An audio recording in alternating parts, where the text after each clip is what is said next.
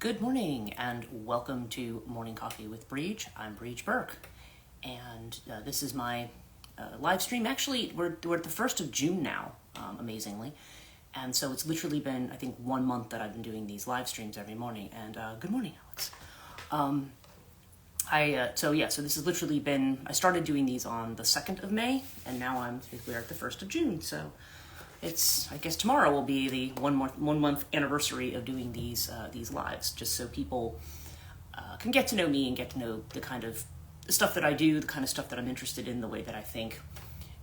Because when you're coaching people, there's a lot of spiritual coaches out there, and so the question is, when you don't, what makes you different from other people, and so I've always tried to do these to kind of give people a sense of me and where I'm coming from, because like I said, when I work a lot in person, which I haven't really been doing, I tend to, because of some of the limitations I have, I tend to work more out of my house, and I tend to work remotely.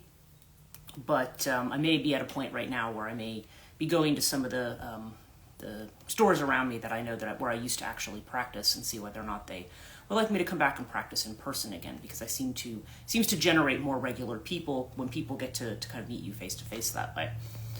And it was interesting because I woke up this morning and I had gotten looked at my email, and I'd gotten an offer to apply, go to the next level to apply for a job that I'm looking for. Mainly, this is a fill-in job, just between, like I said, June, July, August tends to be a slower time for me. So in last year, I think I had like a huge amount of money that came back from taxes that kind of covered me. And then this year I was like, oh, okay, I don't have that big chunk of money. So I'm trying to look for something to kind of fill in that's not going to interfere with the other work that I'm doing, or not interfere with my appointments. So I did get some kind of an offer this morning, but my cards are, even my guides are kind of like, you might want to wait on this one. You might want to do another one, or maybe just one of those things doesn't turn out to be, where I've had that before, where I've applied for things, I've gone through their initial training, and then they never send me anything after that, or you get sent things very sporadically, so it doesn't end up being as reliable of a gig. I have a couple of other things that I've applied for as well, but we'll see. I feel like I want to do some more this month with putting some classes together and things, both for the Transition Life Coaching site. Maybe certain classes that I can offer on different subjects. Of course, if anybody has anything that they would like me to speak on or teach on, then definitely let me know. You can leave me a comment and let me know if there's something that you want me to address.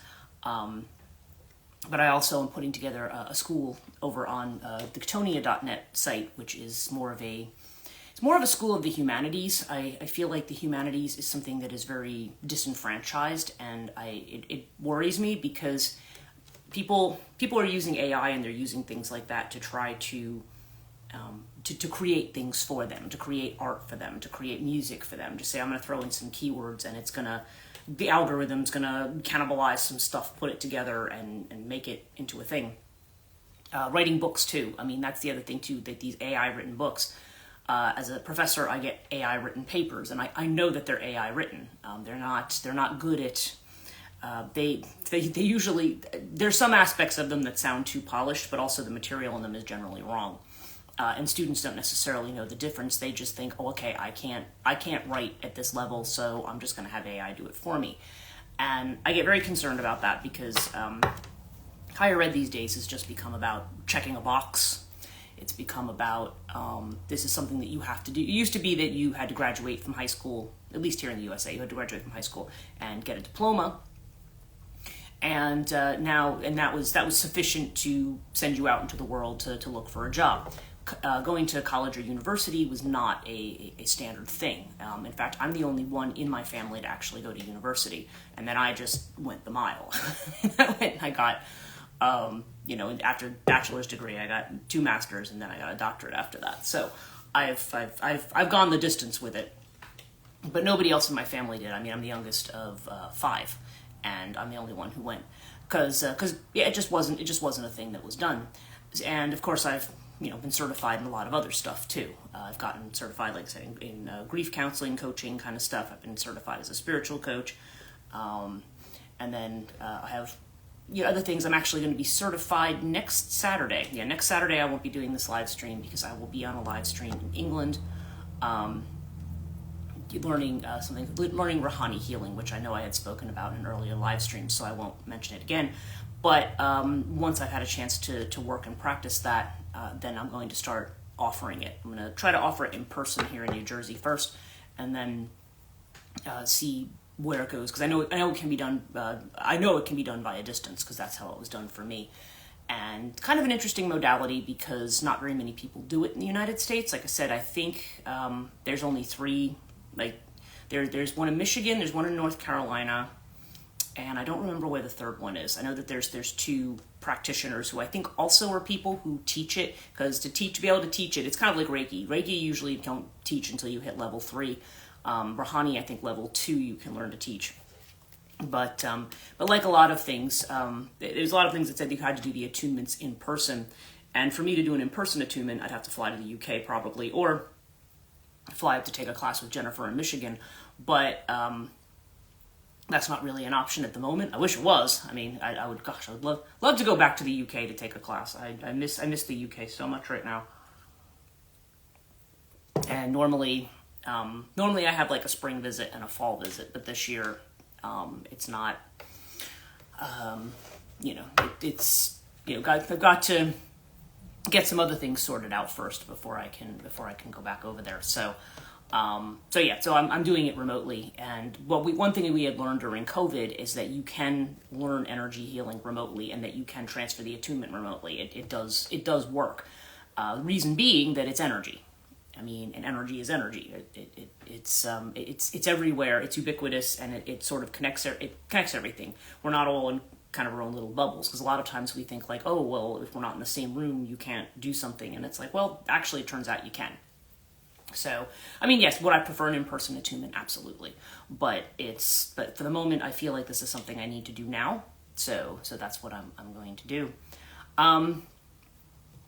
Now it's, last night was really interesting because I don't always have dreams. I do have a headache this morning, so I'm a little bit, I debated whether I was going to do this live stream or not, and then I thought, it's an Aries moon. I'm in spite of my headache, I'm quite energized. So I was like, yeah, let's just we'll get on and do it this morning. But I had a dream about Alan Watts last night that was really weird, and I've been talking about him a lot. So it was just a very, very odd dream, and I was at some kind of party with these different people, mainly African American women. But it was like an academics party, and for some reason they were all dressed in blue. I still have to figure out what that means, but see, I'm wearing blue this morning. It was more of a light blue. So yeah, it was interesting. Interesting dream last night, and I'm still figuring it out. But anyway, I thought what I would do today. Interesting, right? Yeah, I always dream symbolism. I pulled dream cards because I use the dream cards, and really it just seemed a lot of it was just kind of about. I'm trying to remember which ones I got. I know the third one I got was consciousness, and the other one was the opposing card. That was the middle card. It's the guy who's looking through the bars, but it's completely open behind him. So there's something about it that I feel is like reminding me, because we talk a lot about Alan Watts and about how he talks about stop trying, surrender, just let things happen. And how when we feel that we have to deal with something right away, we're like, no, I have to jump on this and I have to control it right now. And we don't. Sometimes if we just let it be, it will. The solution will present itself to something. So I don't know. I don't know if it's sort of this reminder about that.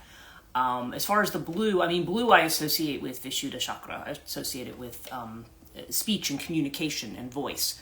So I don't know. Some readings I did this morning were pointing me more towards teaching and doing things like that. So maybe it's more about using your voice, and maybe using it in connection with other people as well. Because there's a celebratory kind of a nature to it, and I'm getting a lot of number 3 lately. So there seems to be a lot about working with others or collaborating with others. So we'll see what that ends up being. But I am going to pursue that and see what gives with all of that.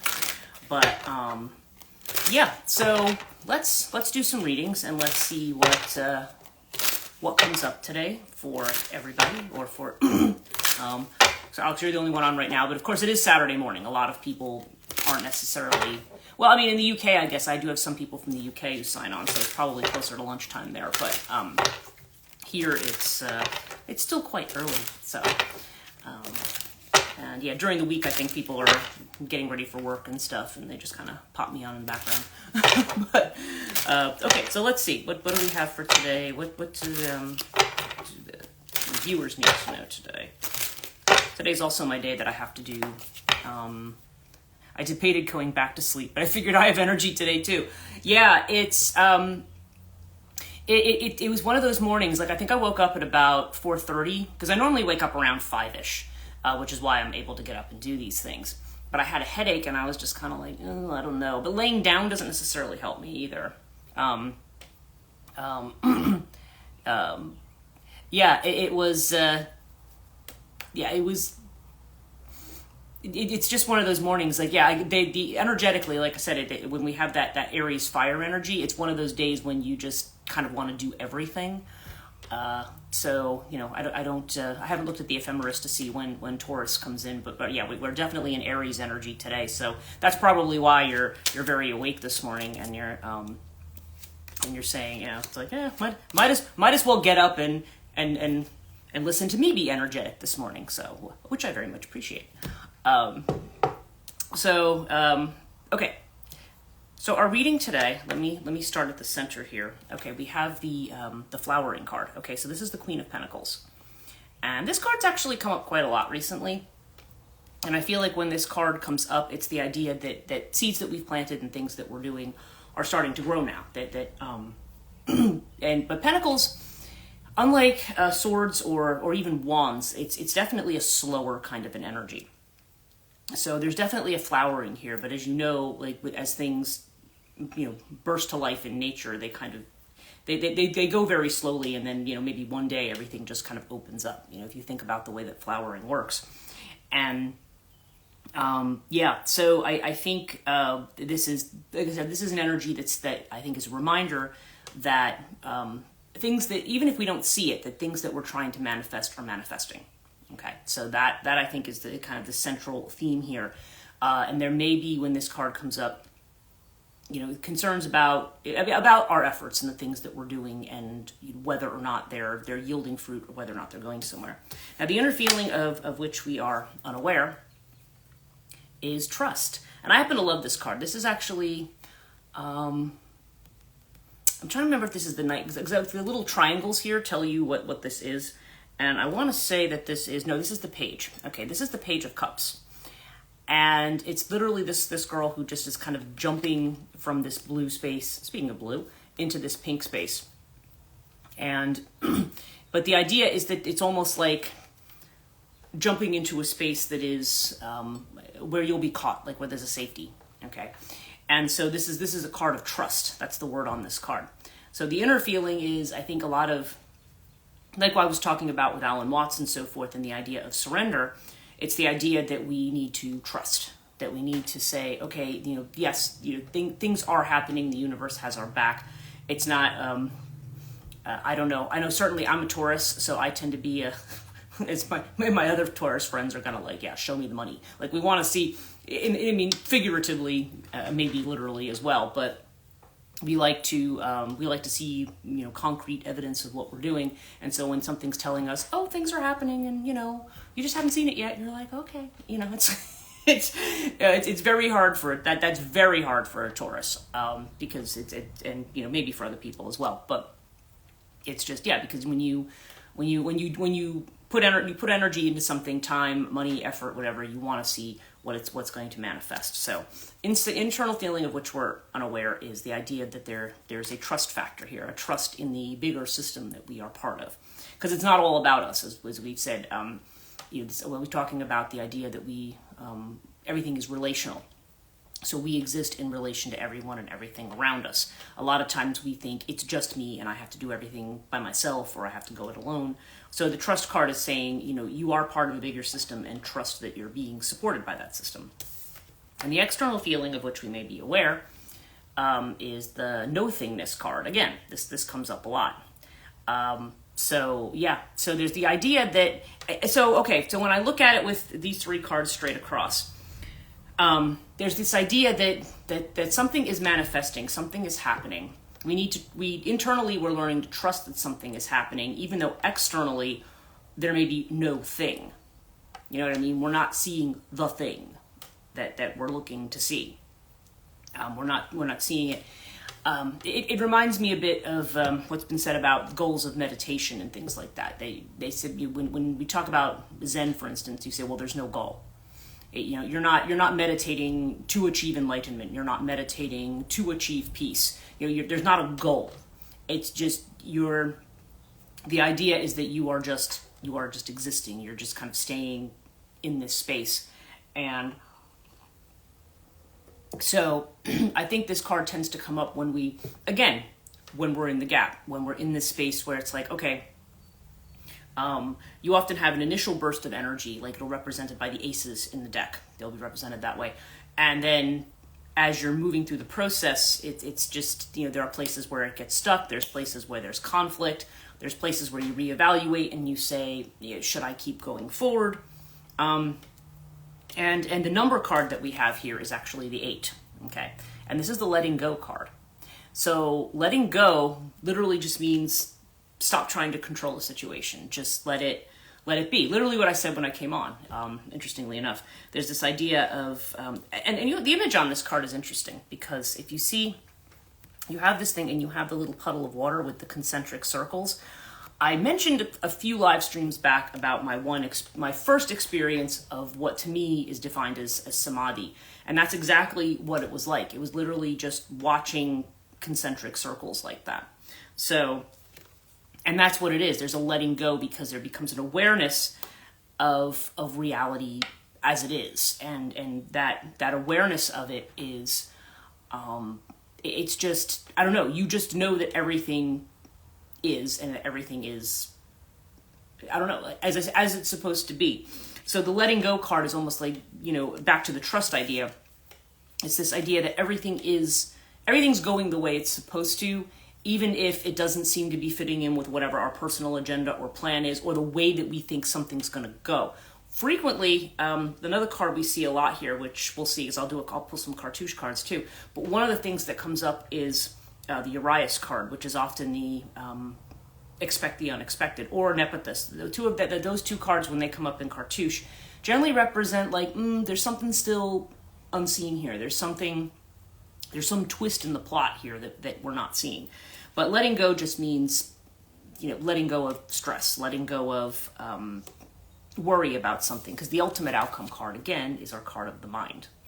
Okay, so this seems to be talking about situations that are manifesting, that perhaps are not immediately apparent to us, that we're not necessarily seeing right off. And our mind is kind of trying to take over and trying to fill in the blanks in a way that is not helpful. I mean, it's saying, take the mind out of it because the bigger system is actually doing something right now.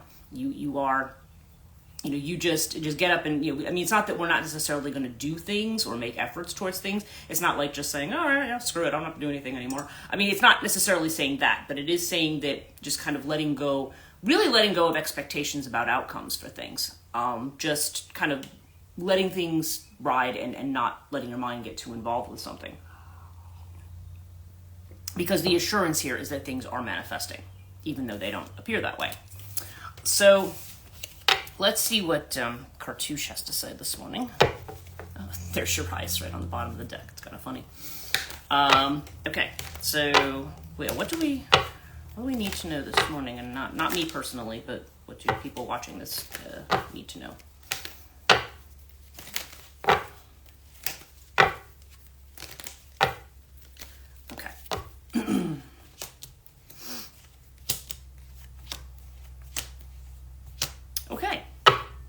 This is actually a pretty good reading, in spite of the fact that it starts with Seth. And Seth is our Stormbringer. So, yeah, there's definitely the sense here when Seth comes up that there's anxiety about something or that something is blocked. This can come up. Whether that block is internal or external can depend. Sometimes in this deck, it depends on whether it's upright or reversed. I don't tend to work with reversals, so I just feel like more in general, there could be, especially with the mind card there, that there could be some anxiety about an outcome, or there could just be, or something that maybe is not happening fast enough, because Seth can also bring delays. Seth is kind of akin to Scorpio energy, so it also that's also an energy of change. I mean, it's an energy of delay, but it's also an energy of change. So, and among those changes may be things that there's bumps in the road. Okay, there may be things like that. And the point of interest here, this is the Buckle of Isis, and the Buckle of Isis is a card that is connected to sacrifice, really. This is supposed to be an image of a yoni-like image that we would see, and so the implication there is one of fertility. It's one of almost of giving birth, of the kind of trauma that one has when they're giving birth to something. Okay, it's connected to Buckle of Isis, but it's saying that the effort that you do for that is rewarded with, in the case of a literal birth, it would be a child at the end, right? But whatever the proverbial or metaphorical child is in this case, this gives assurance that I want to say that the end is, I'm not going to say it justifies the means, that the end is worth the means, because this isn't a matter of being duplicitous or anything like that. It's more a matter of, we're putting you, it's funny because it's card 25, and I always look at the numbers on things. So 2 + 5 is 7. And in the tarot, 7s are cards of evaluation. Like, do I stay the course? Do I make a change? How far along are things coming? And so sometimes it just counsels us to keep doing what we're doing, because it is going to be worth it in the end, which really goes back to what we see over there. Now our factor here is Horus, and Horus is Leo energy. Okay, we were just talking about fire, right? So this is definitely a very strong creative energy. It's a creative energy. It's one of being. It's a heroic energy too. I mean, there's healing that's going on with Horus. There's creative inspiration that's going on. Horus is very strongly a card of community and of being liked by your community, of being accepted, having support. It's a very good kind of all-around card for healing the past and having what it takes to move forward in the future. When I say it's heroic, there's the idea of somebody who's charming, charismatic, popular. They say that's the energy of Horus. But it's also about when we are going through a difficult situation. It says the heroic energy is to say, it's almost like a courage. If you think about it as being connected to Leo, that would connect it a bit to the Strength card, and the idea that you just to have the fortitude to push through on something. Because we have the crook and flail. First of all, we definitely have the sense of being on the right side of things. So there's another deck I have that has a card that says nothing has gone wrong. And that's what pops into my head with this, is the idea that there's nothing that has gone wrong here. But crook and flail is about being disciplined. It's about being, but it's also, again, about being recognized for what you're doing. One of the things that comes up for me, and that was another thing that came up in my dreams this morning, I kept seeing the devil card in my head. But what I was thinking of was not the devil, but rather of Chiron. And I talked about Chiron as the wounded healer yesterday. And Chiron currently is in Aries, okay? And the wound of Chiron in Aries is the idea that I'm putting all of this work in for naught. So I almost feel like this is talking, and especially since Seth is another, Capricorn is also, this is more Scorpio energy, but I feel like it's referring back to that, the devil energy, in the sense that Chiron is a centaur. Like he has the look with the horns and everything of what we would think of as a devil, but he wasn't a devil. You know what I'm saying? He was a nature spirit, but a very intelligent one. He was also the one that taught and conveyed things, and was also the healer. So I feel like it's that energy of the wound, and so it may be. It definitely carries this strong energy. Now I don't know. I don't know if you're Chiron in Aries, I don't know what is in your chart, but that is the position of Chiron right now. And it stays in a particular sign for a very, very long time. Generally, it takes a couple of years. And good morning, Melissa. I'm just doing some readings this morning. And we were just going through, the message so far today seems to be about trying to sort of heroically trying to push through projects and situations where maybe we've put a lot of work in. And your Chiron's in Leo. Okay. Oh, interesting. Okay. So yeah, so that would be more about, it's kind of very similar. Aries, I think, is a lot about the kind of effort that we put into something. I think with Leo, it's more about whether or not we're being recognized, interestingly enough. Like, that's the wound. Like, it's, where, gee, it seems like that. I was having a conversation with somebody yesterday who I'm doing some editing on a work of theirs, and they said, I've worked so hard on this for so many years, and then I see somebody who's 25 who just puts this out and sells 1 million of these, and how come I can't do that? It's almost that kind of an energy of like, maybe either feeling that you're not seen, or feeling that maybe you shouldn't be seen. Sometimes that's another aspect of Chiron and Leo. Like, we feel like we don't, like we have that energy to put out there, but sometimes it can manifest as a reluctance, like a, I have to pull back, or I have to think about it, or maybe there's people around you who try to make you doubt whether or not you should, go be public with who you are, I guess, in the sense of whatever it is that you have to offer. If you feel like there's people who are critical, or you feel there's people who are, or people who you feel like maybe, I've seen people with Chiron and Leo. I've had clients where they've had very, this is at least in one case I can think of, who had a very, very dominating kind of a partner. And so even though she was like a brilliant artist and all of these things, she kind of felt like, well, I should hold back a little bit because of him. Like, that's a Chiron and Leo potential thing. But yeah, because Leo has to do with that creativity and recognition and spark. The wound around that can be when we feel that we are stymied in some way from doing that. But that's usually the challenge that we have to overcome. And so yeah, so we've got this Chiron and Aries now, so which is probably similar, because you're talking about fiery energy. I'm fired up, I'm ready to do something, and I feel like I'm doing it, and like nothing's happening. And so that I think is where the frustration comes in here. But this is definitely saying stay disciplined, stay the course. And I think actually it's implying that a lot of times it's almost like that Four of Cups energy. We're looking at what we don't have, but we're not seeing what's actually being held out to us. There may be more going on than we think. And our outcome card is the wing disc, which is the sun disc. And this is a great card because when wing disc appears after Seth, when these two appear together, this one actually cancels this one out. Okay, so wing disc is like, whatever's going on here, it's going to be overcome. Okay, the sun's going to shine on your endeavor. Like I said, a lot of fire energy in this. And today is, like I said, Moon in Aries. I'm just kind of mentioning that again. But it's so very interesting. I feel like this is an encouragement that if we feel like we're not being recognized for what we're doing, or that something that we're working on is been a lot of work and we're not really seeing the fruits of it, then I think what it's saying is, stay the course. Things are happening. It's kind of like if something's growing underground. You're not seeing it grow. And it doesn't help to go and start pulling on the shoots of a plant that's coming up. You have to kind of wait for it to do its thing. So I think that's what a lot of it is. It's saying, don't be discouraged. Let things play out, and you'll meet the challenges as they come. So, okay, so I'm going to, this deck I have not used here before. I have used it a long time ago in readings, called The Wisdom of the Tao. And I don't know, I was drawn to use this one this morning. So let's see what everybody would need to know. Again, this is not about me personally. This is about people on my live stream. Okay, that's interesting. Okay, we have Lao Tse. We have the Way card. Okay. And I'm going to tell you what that card says.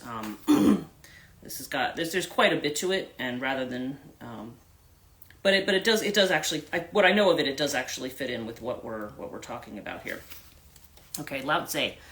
To encounter the card of Lao Tse bodes well, but if you understand Lao Tse's teaching, then it becomes clear that well is merely a position in the cycle, like the endlessly spinning hands of a clock. A very temporary position that can quickly move to poor, and the position of poor coexisting in the same cycle can also quickly move to well.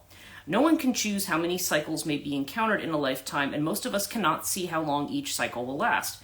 But we do patiently wait for each rainy season to end, and each spring, or each heat wave to bid summer farewell, and with every cycle in life, Good or bad, we can quote the famous Middle Eastern saying, "This too shall pass." This card tells you are in the right place at the right time. You have reached a desirable position and all is well. Although you cannot change the cause of the wheel, you can impact the results by your constant awareness. Free will is not dominant, but nevertheless influential in deciding our fates. It may be impossible to avoid a cold winter, but we are able to prepare our living quarters so we can stay warm.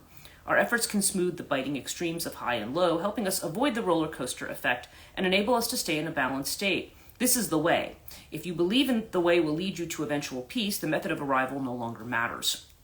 Enjoy your good fortune, because luck can change. If you are on the top of the cycle, you can prepare for a decline. With humility, moderation, and generosity, you can cushion the fall and experience a lighter drop. The upward swing may be just around the corner.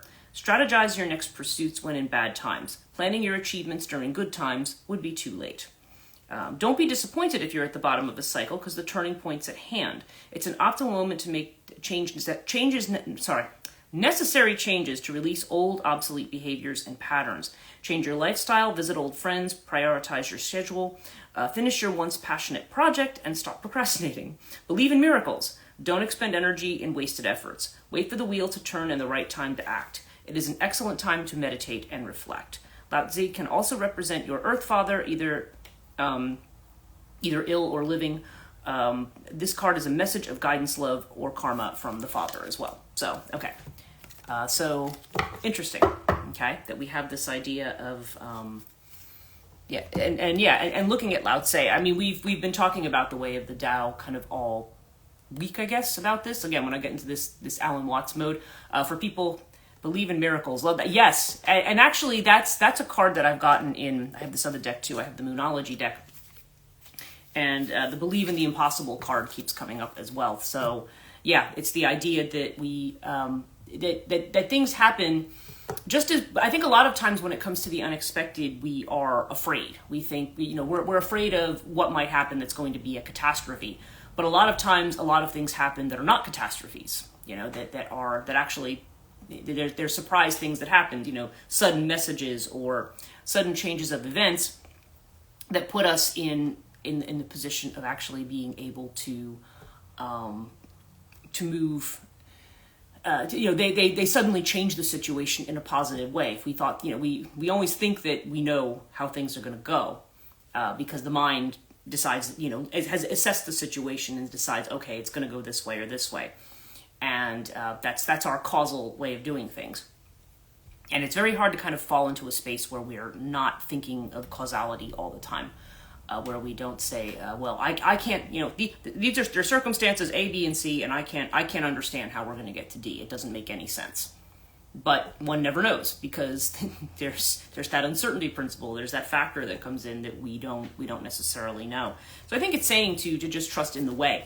Like I said, we've been talking about Alan Watts all week, and for those of you who joined late, I had a very odd dream about Alan Watts last night. But which I was just like, okay, but it was, it was.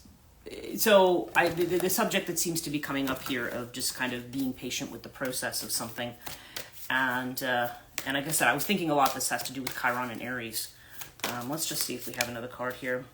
Ooh, New Moon in Aquarius, bring love into the situation. Okay. So yeah, when this card comes up, let me see what that's about. Says Aquarius is all about progress and modernity, so it's time to move forward. The new moon in Aquarius means no looking back. Yeah, there's the important one. No looking back. Change is on its way and could come quickly. Whether you get the change you want depends on whether you believe you can have it and how much you're relying on others to bring it to you. This card comes with the suggestion that you may need to do things independently or on your own, but be loving, not too pragmatic. Time may be of the essence when this card comes up. Aquarius energy has an electric feel to it. Certainly it is a sense that you need to let go of the past and move towards your future as soon as possible. So this card kind of cultivates the idea of detachment as well. So the idea that we are backing off from something and trying to see it, like we said, seeing from the point of view of meditation, where you watch it as though it's almost happening to somebody else, and then trying to decide, like, well, what is it that you would do in this particular situation? I mean, it is happening to you, but thinking about it, I've often told people who are very, very involved in situations, like, look at it as though, like, if they say they're if it's happening to one of their children, or it's happening to a close friend or to a close family member, say, if that person told you what you're telling me, what would you tell them? How would you tell them to respond? Because a lot of times they're responding from a place of, but I can't let go of this, and I can't let go of that, and yes, but I must do this way. And I'm like, well, wait a minute. If this was happening to your friend, would you say that? Because a lot of times they would say no. They would just say, look, you have to, you have to take care of yourself, or you have to take care of this or that, and they would not necessarily. What they say they have to do for themselves is not necessarily what they would tell other people to do. I said, well, think about what you would tell somebody else to do in this situation if you were looking at it dispassionately, as if you were not involved in it.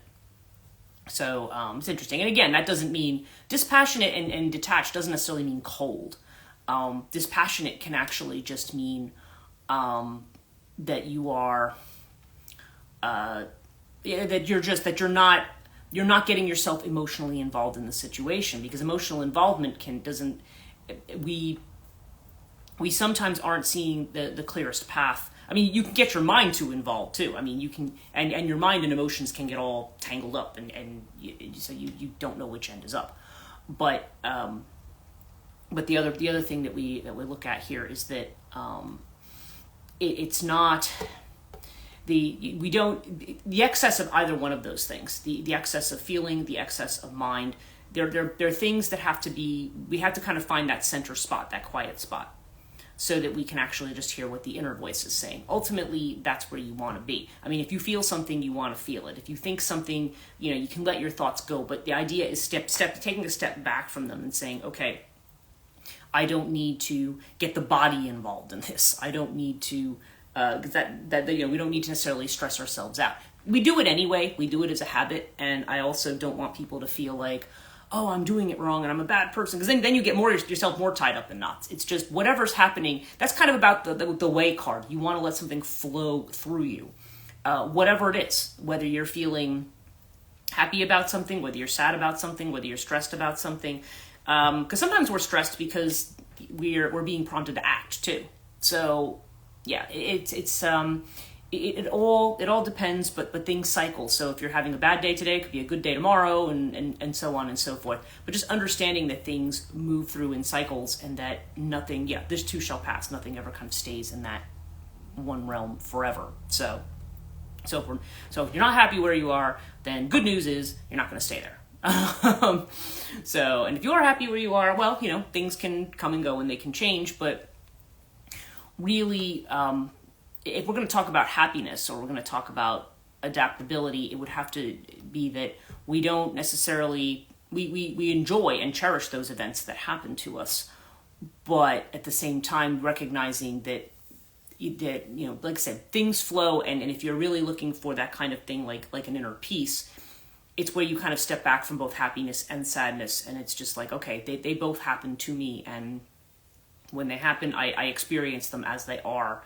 And it's a hard thing to do, but if we just kind of let ourselves be where we are, we can, but also find that quiet space, that detached space, then you can start to see how you can end up moving forward on things, and what the right answer is for you. I can't tell you what the right answer is, because it'll depend on the situation, and it depends on the person and what's going on with them. What I would do in a situation, or what's right for me, may or may not be right for you. So it's a matter of learning how to hear your own voice on that, and trusting that own inner instinct. One of our first cards that we got was trusting that things are going the way they're supposed to. So anyway, that's me for today. Like I said, this is kind of more of a reading day, because I do have a headache today, so I'm trying to